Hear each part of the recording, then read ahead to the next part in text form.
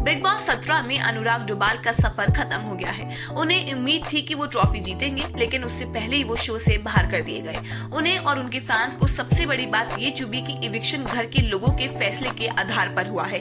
Show से बाहर आने के बाद अनुराग ने कहा कि बिग बॉस की ओर से उन्हें गलत जानकारियां दी जा रही थी। कई बार उन्हें जलील किया गया और इन सब की वजह से वो मेंटल ट्रॉमा से भी गुजरे हैं। अनुराग ने कहा कि मुन्नवर फारूकी और अंकिता लोखंडे ने शो में इमोशनल कार्ड खेला है। शो में बिग बॉस ने बताया कि अनुराग के घर वालों से संपर्क किया गया, लेकिन उन्होंने आने से मना कर दिया गया। वहीं बाहर उनके भाई ने एक स्टोरी डालकर बताया कि टीम ने ये कहा कि बातचीत उनसे नहीं होगी, अनुराग से कोई बातचीत नहीं होगी। सिद्धार्थ तनन के YouTube चैनल पर अनुराग डोभाल ने कहा, अगर आपको गलत जानकारी दी जाए कि आपके घर वालों को बुलाया गया है और वो आए नहीं, दुनिया के कोई भी माँ बाप हो, उनका बच्चा कितना भी गलत हो, वो उसका साथ कभी नहीं छोड़ते। क्या आपको लगता है कि अगर मेरे माँ बाप को बात करने के लिए बुलाया जाता तो वो नहीं आते?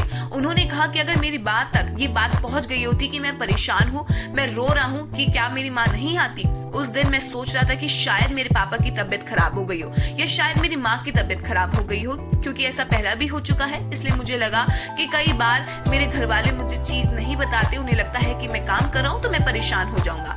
बात करते करते अनुराग की आंखों में आंसू आ जाते हैं। उन्होंने कहा कि आधी जानकारी देकर मुझे इतना ज्यादा टॉर्चर किया गया कि तेरे घर वाले शायद इसलिए नहीं आए कि आप सोच सकते हैं कि मैं कैसा फील कर रहा था उस वक्त। ये मैं बात बताना चाहता हूँ कि किसके माँ बाप नहीं आएंगे, एक माँ तो आती ही ना अगर उन तक सच्चाई बात पहुँचाई जाती।